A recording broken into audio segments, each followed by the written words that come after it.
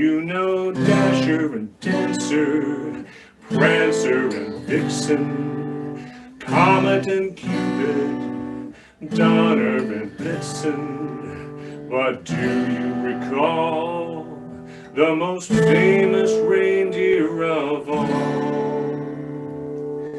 Rudolph the red-nosed reindeer had a very shiny nose, and if you ever saw it, you would even say it glows. All of the other reindeer used to laugh and call him names. They never let poor Rudolph join in any reindeer games.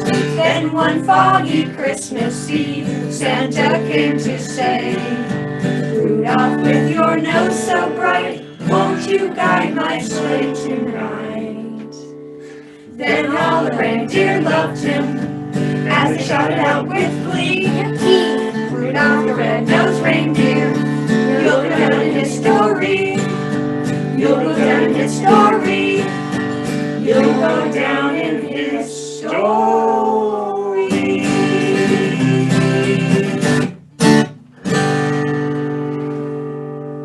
Happy holidays! Greetings and welcome to our 24th meeting of the Rotary Club of Seattle for the 2021 calendar year. Together we see a world where people unite and take action to create lasting changes across the globe, in our communities and in ourselves. Thanks for joining us for today's Seattle Rotary Online Meeting Annual Holiday Party, featuring a host of performances, activities, acts of gratitude, and festive frivolity. Our opening music today was caroling by the Powell Family Singers. Weren't they great? Let's give them all another show of appreciation. Thank you so much. I hope you had a chance to bring out your most festive attire, and I can see some great examples out there already. If you left your hat on the dresser, now's the time to grab it, as we will be having a holiday decor contest later in the meeting. Let's see whose fast fingers are ready today by asking folks to translate the following phrase. Tempest fugit. 3, 2, 1. Time flies. Yes, good job, Stan. I mention that because it's a Latin phrase that's usually translated into English as time flies, but the expression was actually written by ancient Latin poem Virgil in 29 BC. It appeared as fugit irreparable tempest, which translates literally as it escapes irretrievable time. This meeting marks the halfway point of our Rotary calendar year, and while we all look forward to turning the page on 2020, it seems likely the first half of 2021 will fly by as well. Now I'm pleased to welcome to the podium Seattle 4 member Rabbi Daniel Weiner to share some special inspiration for the holiday season. He's a wonderful orator and always brings an insightful perspective to the podium. Rabbi Daniel, over to you. Thank you. It's a pleasure to be here. As the days shorten and darkness seems to pervade more of our waking hours, we rejoice in the gifts of light and life as symbolized by our winter holiday celebrations. And in this season in particular, as we reach the end of a year we've colloquially designated as 2020, the dumpster fire, the myriad societal darkness with which we've struggled is similarly enlightened by these coming days of joy. Jewish tradition teaches the axiom, Gam ze ya'avor, this too shall pass. Wisdom that offers insight into the tenuousness of our lives. For we cherish each celebration for its blessings, knowing that they are fleeting like the sifting sand between our fingers and are so much more precious.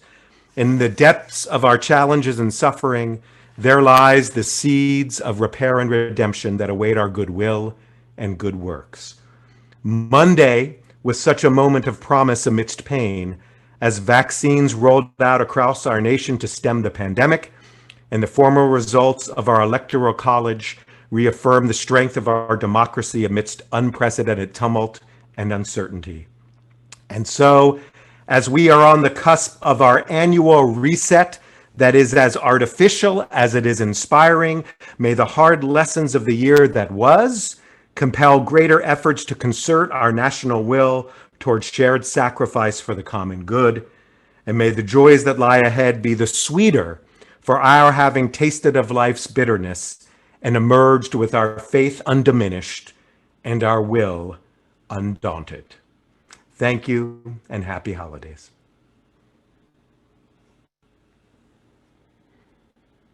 Thank you, Rabbi. Our annual holiday program is so popular that I'm sure we've got a lot of guests joining us today. However, our agenda is so full we don't have time to recognize folks individually, but please feel free to use the chat window to welcome Rotarian visitors and guests joining us today. I'm now pleased to welcome Seattle 4 Rotary member and your Sergeant of Arms, Ken Grant, to the podium to introduce a moment of gratitude. Ken, over to you. Look at me on my podium. Happy holidays, everybody, and welcome to a big day. So in the past, we have shared holiday stories on the big video screen. Well, we don't have video nor a big screen, so we're going to bring that all the way down. We're going to keep it real, and we're going to do a couple of shout outs today around holiday gratitude. So if we can, I would like to bring up a center and have a quick 1-minute chat about her favorite holiday memories. Oh, and by the way, happy 29th anniversary. That's kind of crazy. I think by the time I have 29, I'll probably be dead. So that's pretty cool. Asanta, your favorite holiday memories? I was told to talk about gratitude. Well, then are you glad to be having a holiday again? I guess that could be the same thing. Are you glad for holidays? Yes. So I want to share with you this gift. Contains the voices of cancer patients from Children's Hospital.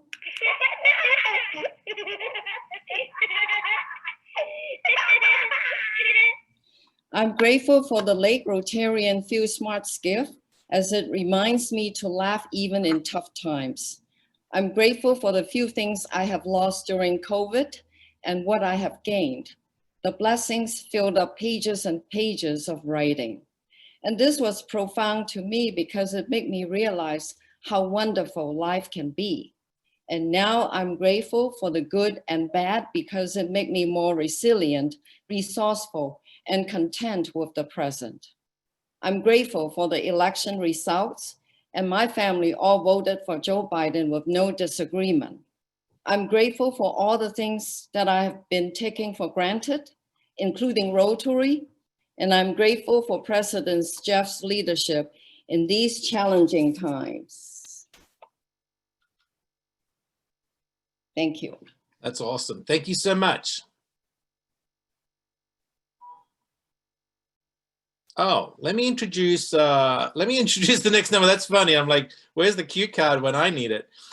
So if you got the heads up about this, maybe you're in your kitchen, or if you're really swanky, you're in your own personal bar, ready for Kevin Crane to make us a holiday delicious drink. Take it away, Kevin. All right. Well, oh, he's getting up. Oh, that's it. Yeah, so for this holiday season, what I'm going to create for you is a classic cocktail. And this one, you've seen it in the Thin Man, you've seen it on various movies, Casablanca. It's called a champagne cocktail. And it's a very simple cocktail, and you can make it with things that you have around the ranch. The first thing we're going to do is we're going to do a slice of orange for the garnish. So we do that first. And what we want to do is start from the top here where it is attached to the tree. And this is a peeler. And we want to do that right above the glass when we do it. And the reason for that is that any oils that come off of this, we want to capture those in our glass.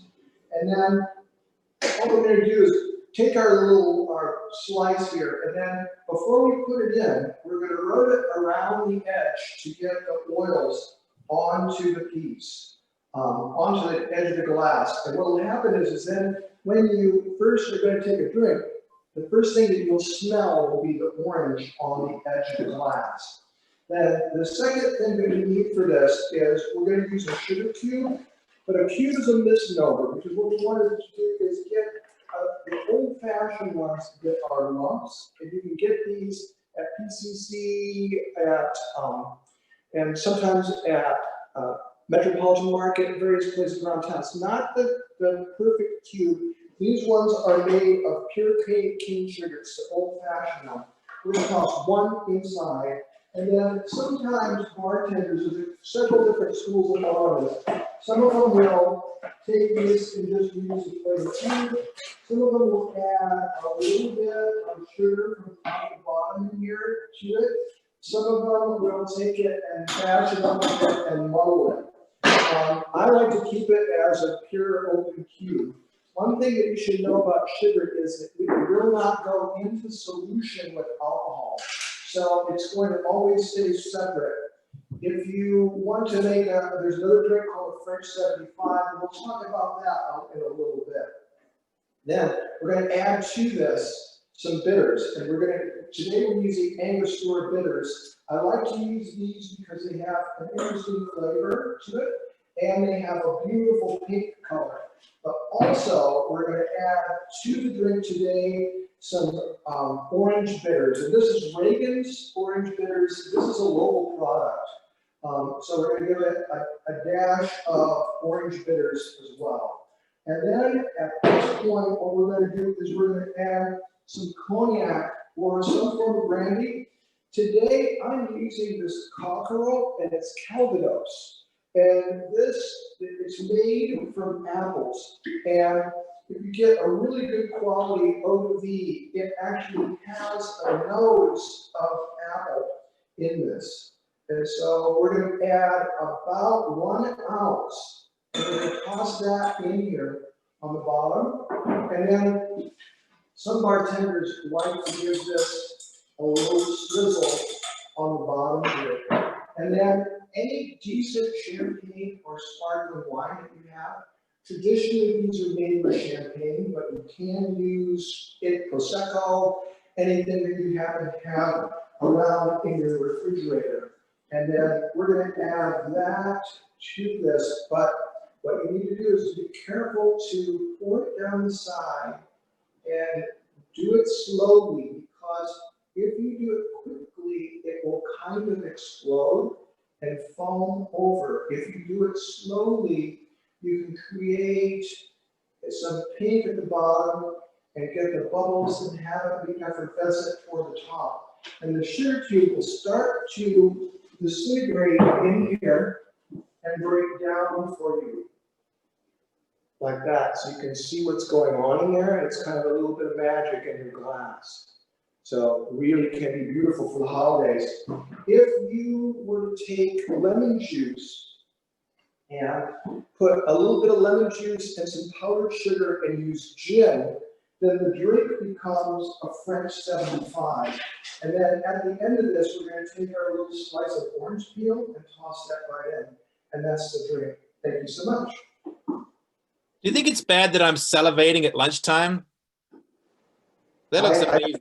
Well done, Kevin. I think it's more than fair. When we all get back together, we're going to start putting in our orders now so you can make that in our first lunch back. It's delicious. All right. Thank you so much. Jeff, back to you. Well done, Kevin. Thank you, Ken. Ho, ho, ho. Now is the time for our holiday decor contest.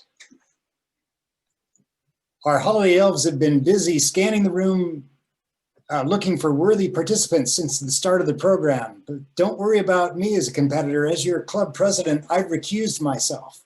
And now for an overview of the details, here's your chief holiday prize elf, Beth Knox. Thank you, President Jeff. Yes, you are right. While we were all enjoying the Christmas carols from the Jevon family and that first part of our meeting, several of our fellow Rotarians have been in covert mode, checking out your holiday outfits and virtual backdrops. So we focused on 3 categories this year. We have the tackiest holiday sweater, the most uniquely festive attire, And of course, in this crazy Zoom year that we're in, we had to have a best virtual background. So we'll have 3 grand prize winners today, and each of them are going to receive a fabulous Market Favorites gift box from the Pike Place Market Foundation's charitable marketplace.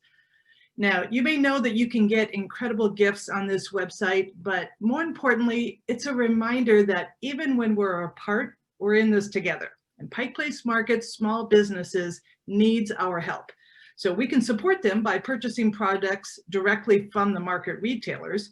Plus, all the products include a donation to support the Pike Place Market Recovery Fund, which helps the market's small businesses, workers, and our downtown neighbors remain safe, stable, and healthy during this crisis. So I think that in your chat, there is a link if you would like to do any of your Christmas shopping. I highly recommend. They've got some wonderful gifts. So let's start with our tackiest holiday sweater category. Now, the judges for this category were Eric Corning and Skip Roland. So Eric, let's start with you, unless you, well, you and Skip can let me know. Who wants to start first? I'm curious if there was anything that stood out to you as you surveyed our Rotarians and their fabulously tacky holiday sweaters. So Beth, I'll start. It was quite the field this year of tacky sweaters. We have some honorable mentions of folks that we thought did an excellent job, but they didn't quite win the grand prize this year. We'd like to call out Jesse Thomas, Doug Cito, and Jamie Mendez. Fabulous sweaters, but didn't quite. There are honorable mentions. And Skip, let me hand it over to you of people that, again, this wasn't our job, but they're just not in our category. So Skip, can you tell us a little bit about what you saw? I'd be glad to. Well, first of all, Jeff hid his sweater, but he would have definitely been a contender had we seen that sweater. And Jimmy, president-elect, failed to back up so we could see any ridiculousness in his. But there were some people that had no chance, like Beth Knox for one, and Linda Cheever for another. Hers was so classy, so beautiful, so attractive. I had to send her a personal note to let her know, Linda, you have no chance of winning our tackiest sweater contest. Back to you, good buddy. Hey, thanks, Skip. So our winner, and I'm hoping there's a way in all the technology of this Zoom meeting that we can make him full screen, is David Park. He's really gone over the top this year. So David, congratulations. You have the tackiest sweater. Yay!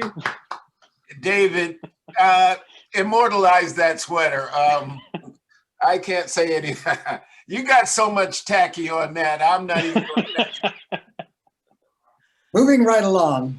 Congratulations, David. That's fantastic. Okay, next up, we're going to announce the winner of the most uniquely festive attire. Now, clearly this category had some fierce competitions. Our judges were Taylor Shimizu and Bernie Griffin. Bernie, I know that you and Taylor have been communicating with each other, so why don't you share some of your favorites and let us know who you chose as our winner today? Oh my gosh, thank you, Beth. And yes, Taylor and I have been texting since we joined. You know, David was in our running. It was the glasses for David. You know, it was Joel Farrell with the background. It was so many people, but I'll tell you, this was a person who we saw first and who was our #1 from the get-go. And that is Jan Levy. Yay, Jan! Yay, Jan! All right, Jan, that is truly unique. That definitely takes the cake. So congratulations. All right, and lastly, as I mentioned, this is a special year of Zoom, and so I'd like to have our best virtual backdrop category talked about now, and our fabulous judges are Kim Moore and Chief Scoggins. So Kim, we're going to start with you. What did you notice from our creative Rotarians, and tell us who you and Chief chose as our winner today? Thank you, Beth. Hello, everybody. So we looked at the virtual backgrounds, and we actually have 3 subcategories which we would like to provide special mention to. So Chief Scoggins is going to start. Hello, good afternoon, everyone. And thank you for getting very creative with the backgrounds. And so our first category is the best background to match one of our intro welcome songs. And that song was Frosty the Snowman, and Eric Corning's background matched that song. Excellent. We also have a category, Best Santa Theme. And that winter is obviously Joel Farrell. All right. And our third category is the best tech background and outfit. And David Park was also in the running with us too for the best tech outfit and background. So everyone did really well. Chief Scoggins, who is our overall winner for best virtual background? Well, I think we have to give it to Santa since he already went to the North Pole. He has the outfit and the background. Congratulations. That's commitment. Serious commitment. All right. Thank you so much, Chief and Kim, and to Bernie and Taylor and Eric and Skip. We loved having you all be part of our holiday program today. And so for the winners, we are going to mail your prizes directly to you. So stay tuned for that. And now I'm going to hand it back off to President Jeff. Well, congratulations to everyone. And thank you, Beth and team. It's been a super exciting little contest, and I'm very pleased with the results. Great job. Quick show of hands. How many of you were here for the holiday party when Admiral Bill Center was president? He asked me to take responsibility for that holiday program that year. And lucky for me, Bill had already decided on the entertainment, the Langley Ukulele Ensemble. Oh, really? Who are they? They're a group from British Columbia that got their start in the local school district, where the innovative program provided hundreds of children with early access to build music skills in the 70s.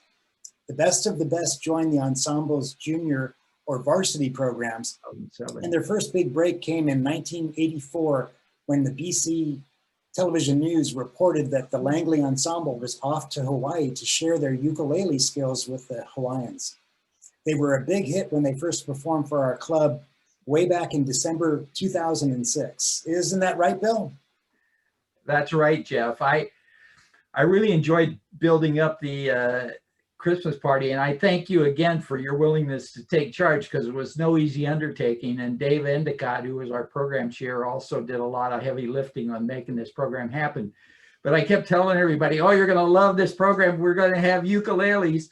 And everybody would start laughing. But I had heard the ensemble before, and I knew how fantastic they were. And so I knew everybody was going to love it. And it's one of my happiest memories of my year as president, because they just did such a fabulous job. And thank you again for doing that. And one other thing I just want to mention, while they were here, they performed at City Hall downtown at the, at the old Christian Science Church there. And a concert for people that couldn't necessarily afford to go to a Christmas concert.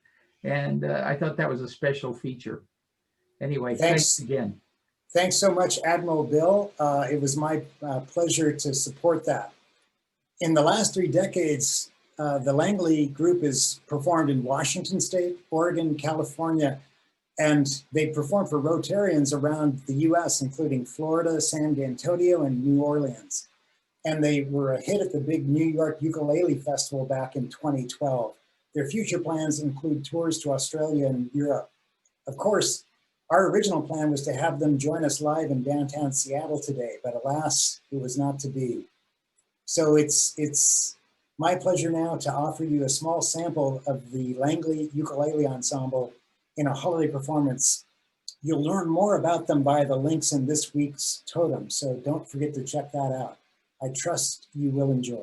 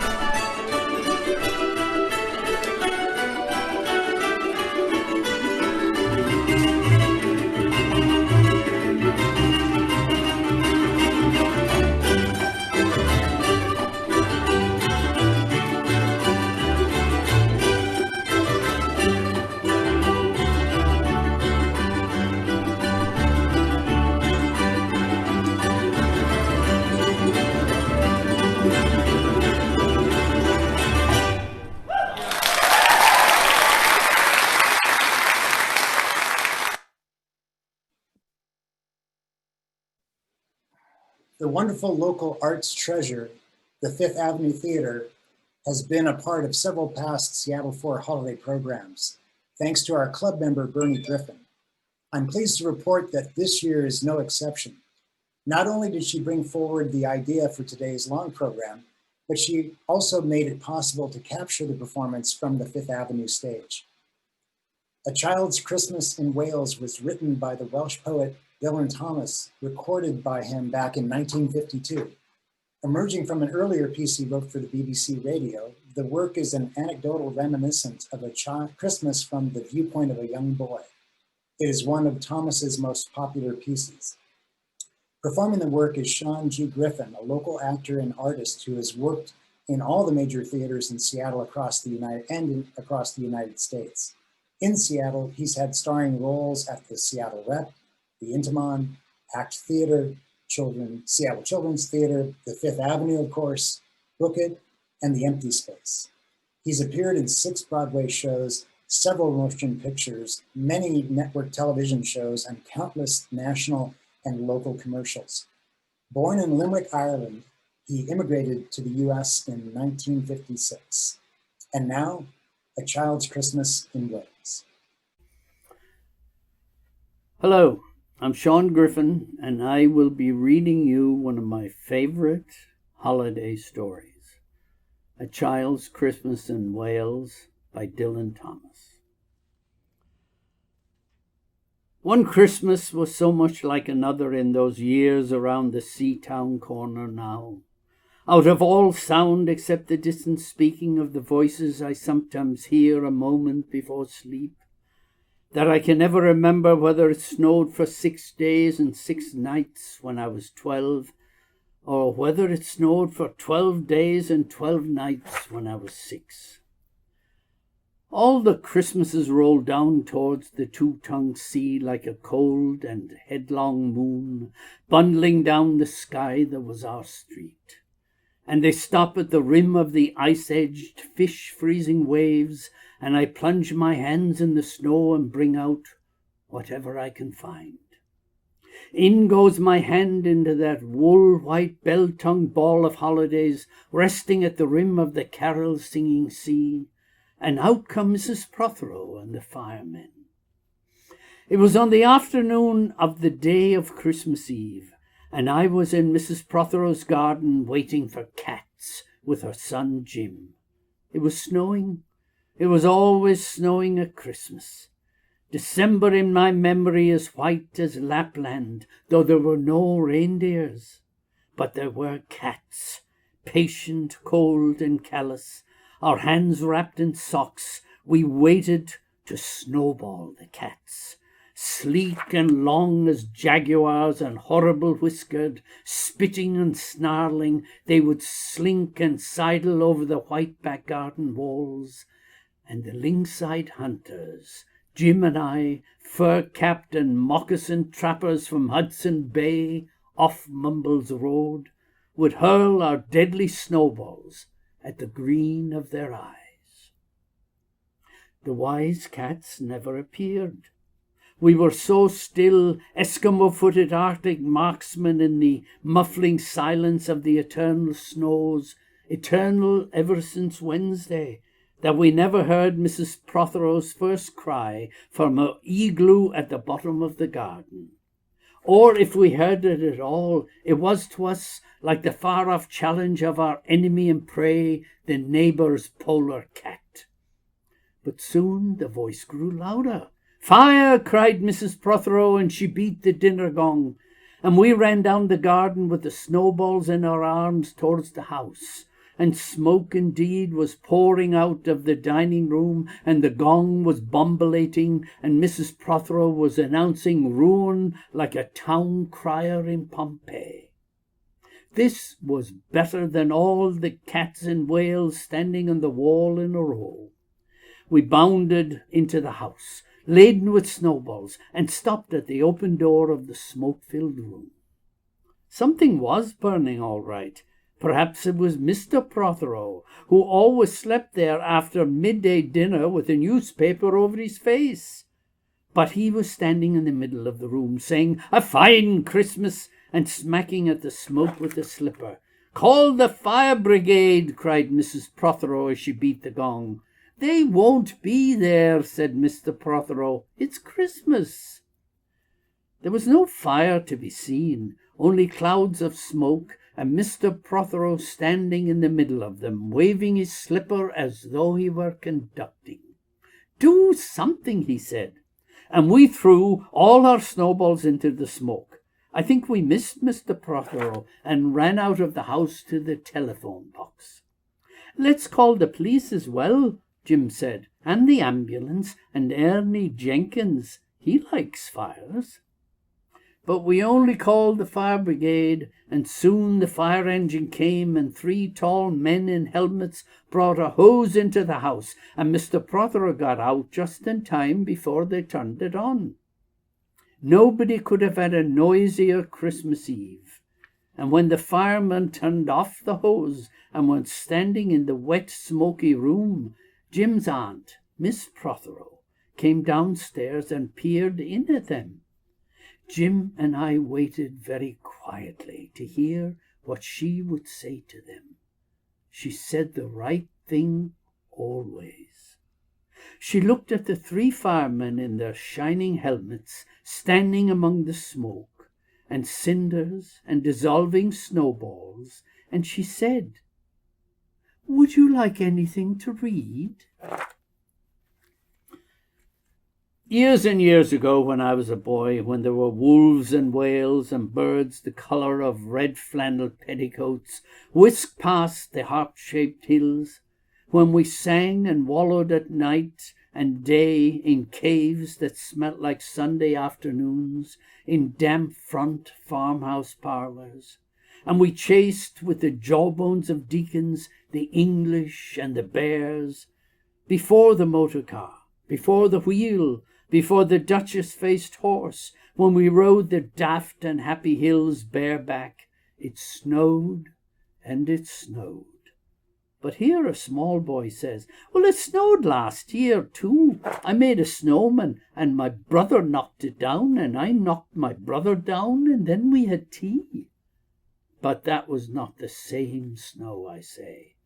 Our snow was not only shaken from whitewash buckets down the sky, it came shawling out of the ground and swam and drifted out of the arms and hands and bodies of the trees. Snow grew overnight on the roofs of the houses like a pure and grandfather moss, minutely white-ivied the walls, and settled on the postman, opening the gate, like a dumb, numb thunderstorm of white, torn Christmas cards. Were there postmen then, too? Oh, with sprinkling eyes and wind-cherried noses, on spread frozen feet, they crunched up to the doors and mittened on them manfully. But all that the children could hear was a ringing of bells. "You mean that the postman went rat-a-tat-tat and the door rang?" "I mean the bells that the children could hear were inside them. I only hear thunder sometimes, never bells." "There were church bells too." "Inside them?" No, no, in the bat-black snow-white belfries tugged by bishops and storks. And they rang their tidings over the bandaged town, over the frozen foam of the powder and ice cream hills, over the crackling sea. It seemed that all the churches boomed for joy under my window, and the weathercocks crew for Christmas on our fence. Get back to the postmen. They were just ordinary postmen, fond of walking and dogs and Christmas and the snow. They knocked on the doors with blue knuckles. "Ours has got a black knocker." And then they stood on the white welcome mat in the little drifted porches and huffed and puffed, making ghosts with their breath, and jogged from foot to foot like small boys wanting to go out.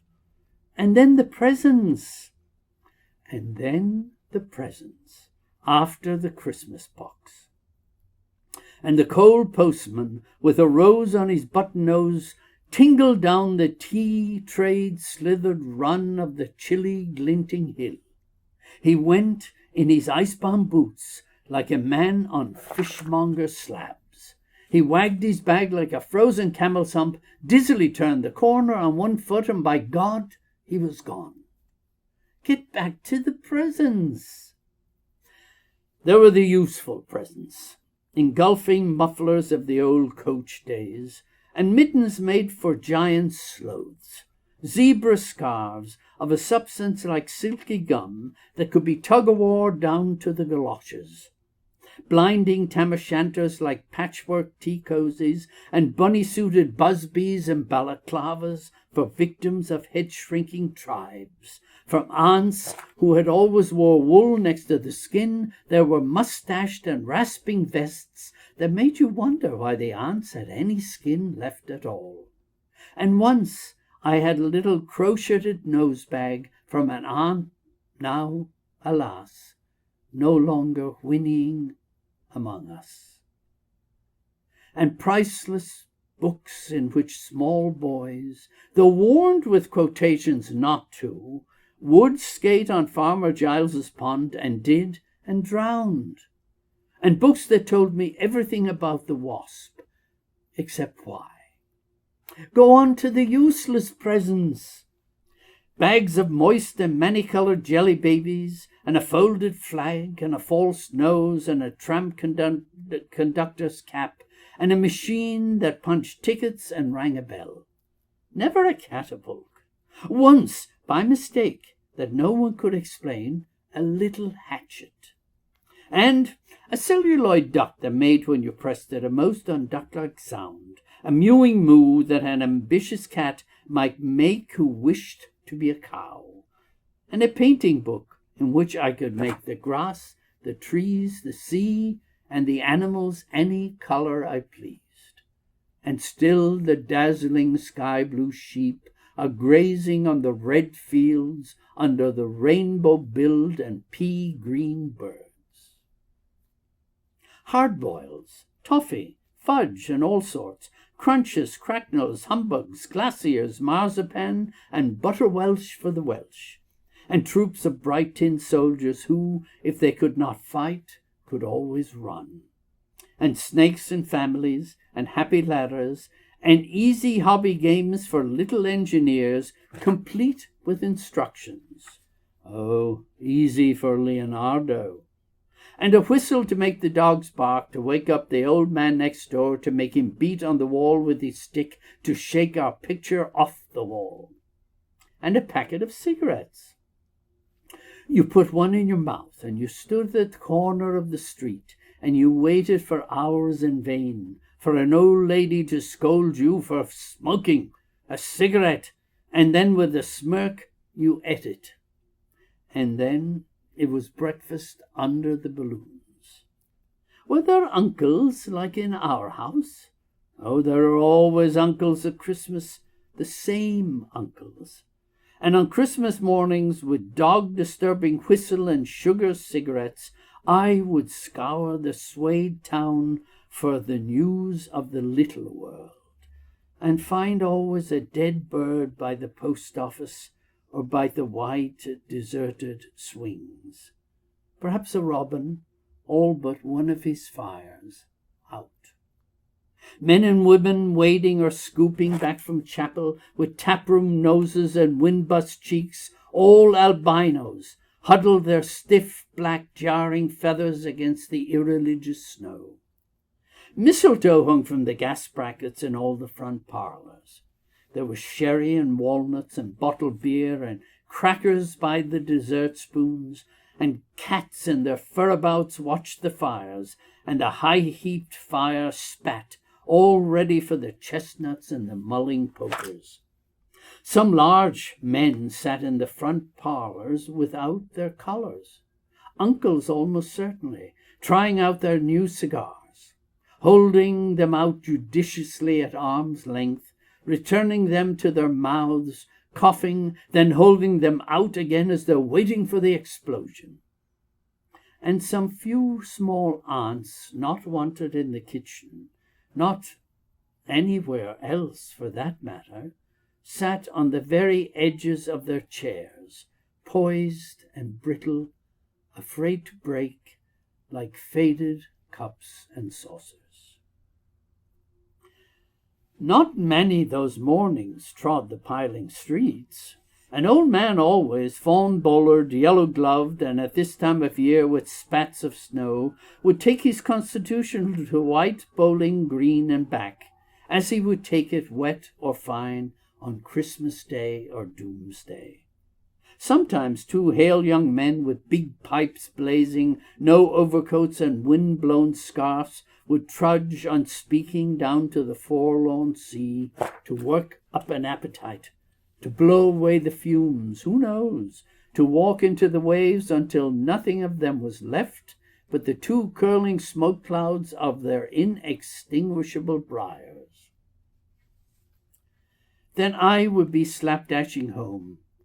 The gravy smell of the dinners of others, the bird smell, the brandy, the pudding and mince, coiling up to my nostrils, when out of a snow-clogged side lane would come a boy, the spit of myself, with a pink-tipped cigarette and the violet past of a black eye, cocky as a bullfinch, leering all to himself.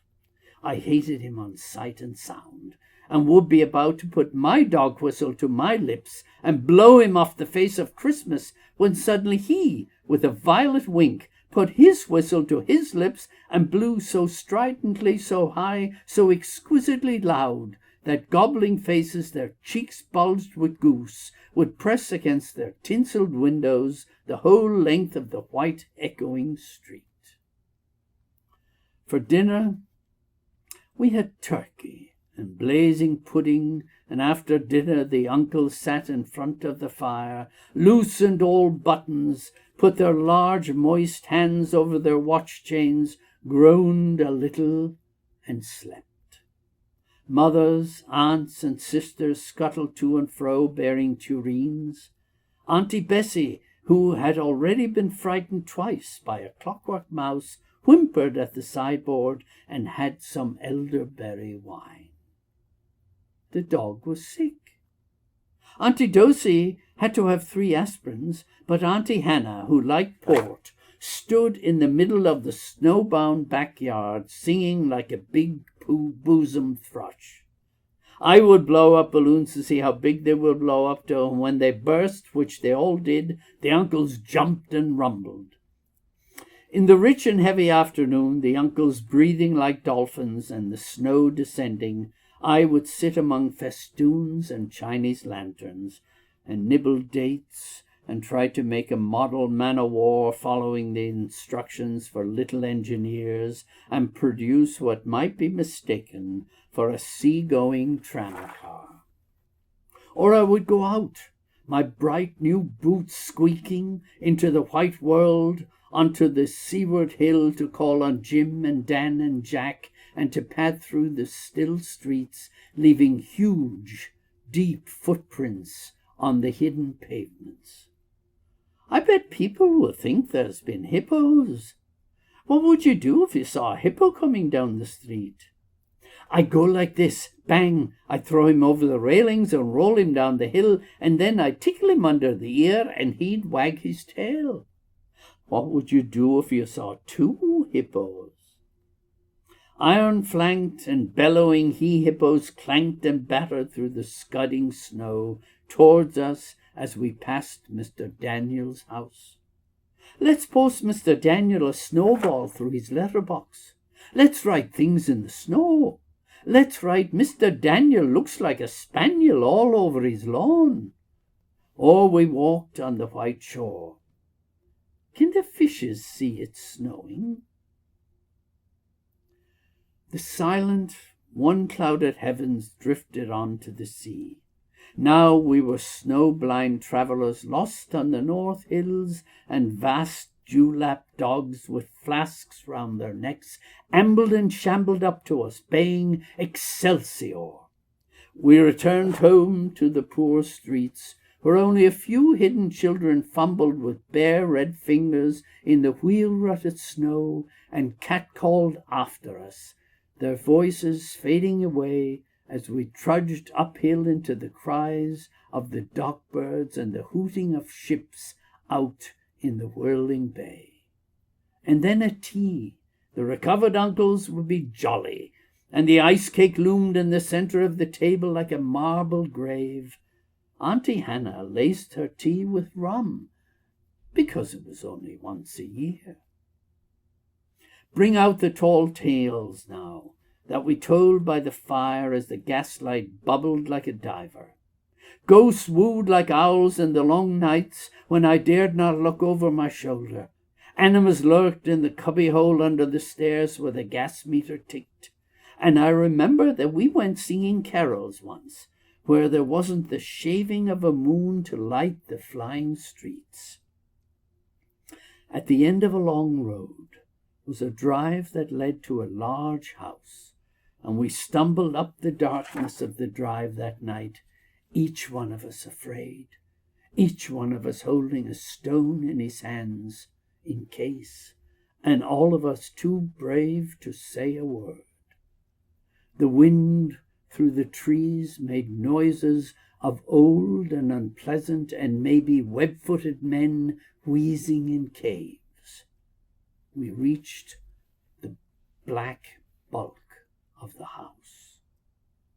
What shall we give them? Hark the herald? No, Jack said. Go King Wenceslas. I'll count 3. 1, 2, 3, and we began to sing, our voices high and seemingly distant in the snow-felted darkness round the house that was occupied by nobody we knew. We stood close together near the dark door. Good King Wenceslas last looked out on the feast of Stephen. And then a small, dry voice, like the voice of someone who has not spoken for a long time, joined our singing. A small, dry, eggshell voice from the other side of the door. A small, dry voice through the keyhole. And when we stopped running, we were outside our house. The front room was lovely. Balloons floated under the hot water bottle gulping gas. Everything was good again and shone over the town. Perhaps it was a ghost, said Jim. Perhaps it was trolls, Dan said, who was always reading. Let's go in and see if there's any jelly left, Jack said, and we did that. Always on Christmas night there was music. An uncle played the fiddle, a cousin sang Cherry Ripe, and another uncle sang Drake's Drum. It was very warm in the little house. Auntie Hannah, who had got on to the parsnip wine, sang a song about bleeding hearts and death, and then another in which she said her heart was like a bird's nest. And then everybody laughed. And then I went to bed. Looking through my bedroom window out into the moonlight and the unending smoke-colored snow, I could see the lights in the windows of all the other houses on our hill and hear the music rising from them, up the long, steadily falling nights. I turned the gas down. I got into bed. I said some words to the close and holy darkness, and then I slept. Thank you, and happy holidays to everyone. That was awesome. Bernie, thank you so much for connecting us with Sean. I know you have a personal relationship with him, so that's good to have an inside person. Now, let's move on with John Bridge. I want to ask the question of John to share his favorite moment of holiday gratitude. Well, Ken, you know, I'm not exactly going to share the favorite moment of gratitude. What I'm going to do is tell you a little bit more about what this year has brought and what we should really be caring about and thankful for our family relationships in these terribly critical times, for our state leadership. I'm gratified in all of that. But you know, most importantly now, I've discovered Zoom and Microsoft Teams and Blue Jeans. And I am so grateful that all of a sudden I'm able to reminisce with people from across the world, not just locally, but all over the world, people that I haven't seen for years. And all of a sudden I'm seeing them online and am able to converse with people that I've written to for a long time. You know, I'm also so grateful and thankful for all of the caring that people have had during the pandemic. People that are giving of themselves, our food banks, are being just kind to other people, knowing that empathy is so really important during these times. That's what's so important during the holiday season, this caring nature that we have been able to show. It's been a hard year, and we hope we don't ever have to go through another 2020.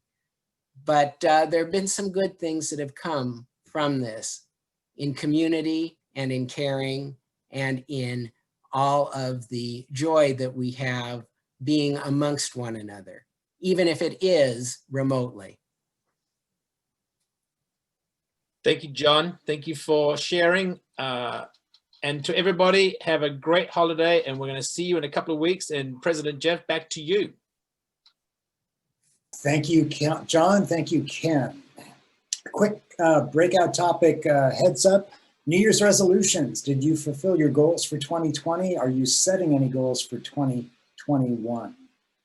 Closing remarks. Thankfulness is the beginning of gratitude. Gratitude is the completion of thankfulness. Thankfulness may consist merely of words. Gratitude is shown in acts. These words were written by Henri Frédéric Emile, who was born in Geneva in 1821. Emile descended from the Huguenot family. He's a Swiss moral philosopher, poet, and critic. I wanted to share this quote with you as part of my closing remarks because I see Rotary values in it, even though it was written over 200 years ago.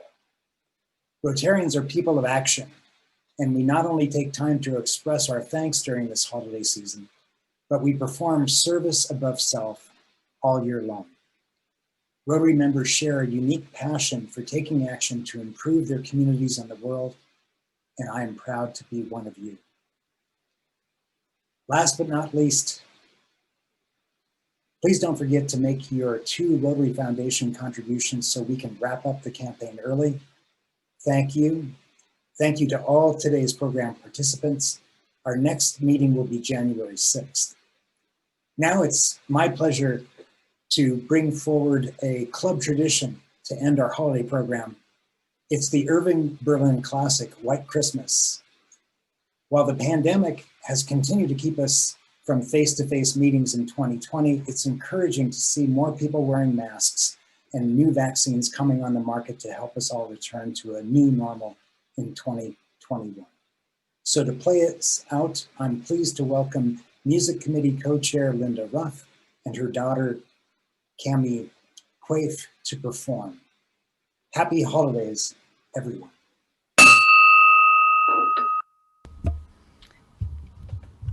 Rotary family, we can't sing shoulder to shoulder, but we can sing heart to heart.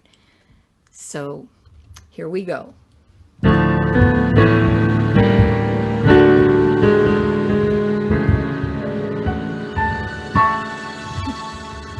I'm dreaming of a white Christmas, just like the ones I used to know, where the treetops glisten and children listen to hear sleigh bells in the snow. I'm dreaming of of a white Christmas with every Christmas card I write. May your days be merry and bright, and may all your Christmases be white.